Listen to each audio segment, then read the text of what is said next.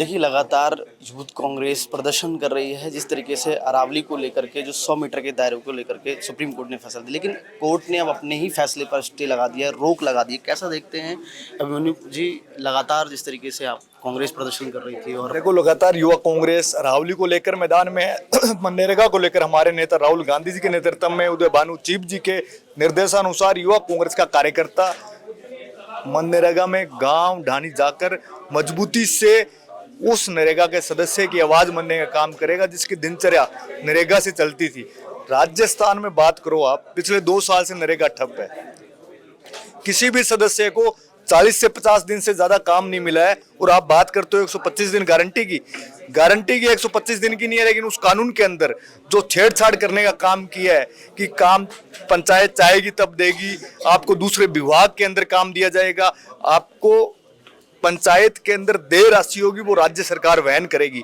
इसका जवाब कौन देगा? देश की सरकार को देना पड़ेगा। नाम चेंज किया है, जी राम जी ग्रामीण विकास रोजगार गारंटी अधिनियम किया है, 125 दिन नाम आप चेंज करो, नाम किसी पे भी रखो। हम तो कहते हैं युवा मित्रों को हटाया आपने, अटल युवा मित्र से भर्ती कर लो, लेकिन नौजवानों के साथ पीड़ा जो हो रही है, आज दिनचर्या के लिए 1000 रुपए के लिए उसका राशन का सामान लाने के लिए उसको दर दर भटकना पड़ रहा है, उसकी जवाबदेही कौन होगी? उसकी जवाबदेही राज्य और देश की सरकारें होगी। हाल फिलहाल में पंचायती राज चुनाव की अप्रैल में घोषणा हो चुकी है कि कोर्ट ने कहा है कि अप्रैल तक चुनाव कराने होंगे। पंचायत चुनाव को लेकर के मंत्री झावर सिंह खर्रा ने एक प्रस्ताव भेजा है कि 10वीं और 12वीं पढ़े लिखे लोग होंगे वो सरपंच बन सकते हैं, नगर निगम जो पार्षद होते हैं वो बनेंगे। यही प्रस्ताव आप विधायक और एमपी के लिए भी लेके आए ना कि ग्रेजुएशन किए हुए हैं वो ही विधायक और एमपी बन सकते हैं।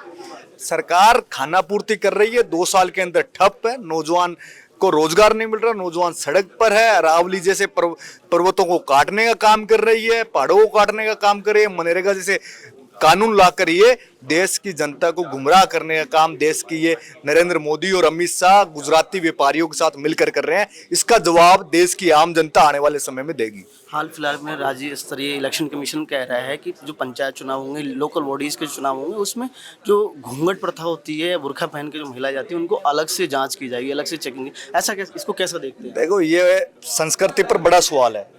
जिन परिवारों की संस्कृति होती है, जिन अलग अलग राज्य में अलग अलग कोणों में अलग अलग संस्कृतियां हैं, कहीं मारवाड़ है, कहीं शेखावटी है, कहीं मेवाड़ है, कहीं क्या नाम है राजस्थानी कल्चर है, कहीं पंजाबी कल्चर है, तो अलग अलग वेशभूषा है। अगर आप इस तरीके से करोगे मतलब कानूनी कार्रवाई इन मंत्रियों पे करनी चाहिए। मंत्री विधायक राज्य के अंदर फेल साबित हो चुके हैं।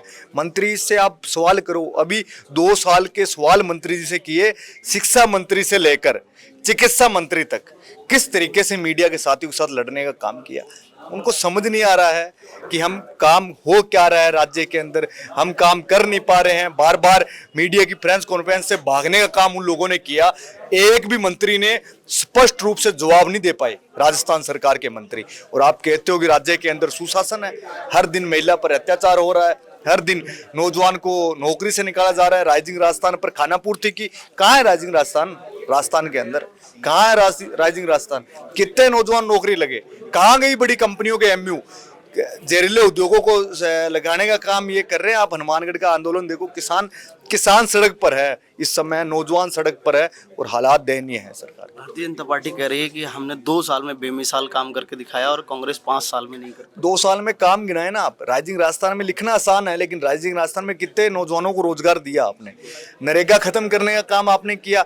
पंचायतों में, गाँव के अंदर, वार्डों के अंदर आप जाकर पूछो आम जनता का हाल क्या है। मंत्री के यहाँ सुनवाई नहीं हो रही है, विधायक के यहाँ सुनवाई नहीं हो रही है, मुख्यमंत्री जी अपने काम में व्यस्त है। तो हालात राज्य के अंदर कुशासन, जो भाजपा के कुशासन से जनता सड़क पर है।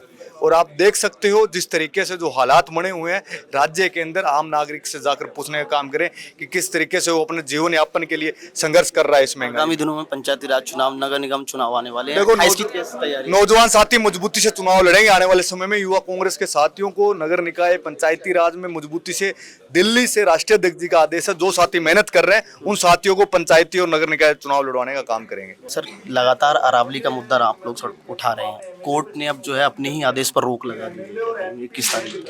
हाँ, कोर्ट ने रोक लगा दी, अभी देखते हैं आगे क्या होता है। हाँ, लेकिन ये एक थोड़ी जीत तो है हमारी, हम सब लोगों की, सभी भारतीयों की, जिन्होंने ये जो ऑर्डर बीजेपी लाना चाहती थी उसके खिलाफ आवाज़ उठाई। सर लगातार अरावली का मुद्दा अब सामने आ रहा है, वोट चोरी का मुद्दा जो चल रहा था वो कहीं ना कहीं अब गायब से दिखाई दे रहा है। नहीं, ऐसा नहीं है। वोट चोरी जो है उसको रोकना हमारा काम है, क्योंकि वो देश के लोकतंत्र को खोखला कर रहा है, कमज़ोर कर रहा है। वो हम बर्दाश्त नहीं करेंगे, पर उसके साथ साथ अगर कोई ऐसा अपराध करेगा तो उसमें भी चुप रहना कोई सही बात नहीं होगी। पंचायती राज चुनाव आने वाले हैं, कैसा देखते हैं कांग्रेस किस तरीके से जो छोटे स्तर पर लोग हैं उनको क्या आगे बढ़ाने का काम करे? मेरी उम्मीद है कि ज़्यादा से ज़्यादा युवाओं को इस पंचायती राज जो इलेक्शन है इसमें मौका मिले। मेरा टारगेट ये रहेगा, और ज़्यादा से ज़्यादा युवा इसमें भाग लें और जीत के आएँ। अभी हाल आने वाले समय में बीजेपी के एक मंत्री हैं झावर सिंह खर्रा, उन्होंने प्रस्ताव भेजा है कि 10वीं और 12वीं जो करे हुए होंगे उनको पंचायती चुनाव में जो शैक्षिक योग्यता रहेगी, कैसा देखते हैं उसमें शैक्षिक योग्यता मानदेय रहेगी 10वीं 12वीं पंचायती राज चुनाव में, चाहे नगर निगम के चुनाव में। देखिए, ये सिर्फ पढ़ाई जो करते हैं वो ज़रूरी है, शिक्षा ज़रूरी है, लेकिन इसमें शायद किसी को मौका ना मिले या ऐसा उनके घर की कंडीशन हो कि पढ़ाई नहीं कर पा रहे, तो उसको हम देश के लोकतंत्र से दूर रखें, ये भी उचित नहीं है।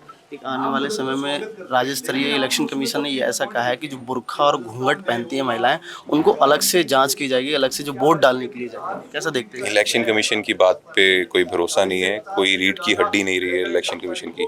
इन लोगों की इतनी हिम्मत नहीं, जो वोटिंग डालते हैं वो वाली वीडियोस वो डिलीट कर देते हैं, वो अपोजिशन पार्टीज को दिखाने की हिम्मत नहीं रखते ताकि इनकी चोरी पकड़ी जाए, वोट चोरी पकड़ी जाए, तो इनकी बात का जवाब देना ज़रूरी नहीं है। ये अभी इलेक्शन कमीशन सिर्फ बीजेपी और मोदी जी की सेवा करने में लगा है।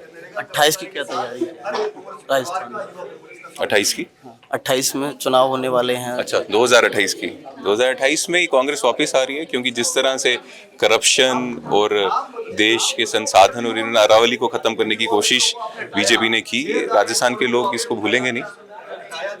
बीजेपी कह रही है कि 2 साल में हमने बेमिसाल काम करके दिखाया, कांग्रेस 5 साल में वो कामकाज करके दिखाया। बीजेपी जो मर्जी के, जो लोग कहेंगे वो मैटर करता है ना, बीजेपी तो अपनी तारीफ करती रहेगी। बहुत बहुत शुक्रिया। तो देखिए अभी थे हमारे साथ में राष्ट्रीय अध्यक्ष उदय भानु जी, इनसे तमाम मुद्दों पर हमने बातचीत करी और आज जो है यूथ कांग्रेस की एक बैठक थी जिसमें तमाम मुद्दों को लेकर के उनकी बैठक थी। तमाम आने वाले समय में जो है अरावली को लेकर के जो रणनीति है वो अपनाई जाएगी, क्योंकि हाल फिलहाल में कोर्ट ने अपने ही आदेश पर रोक लगा दी है। बने रहिए मेरे सहयोगी राजेंद्र के साथ, मैं आरव सिंह, पॉलिटिकल पंचायत जयपुर।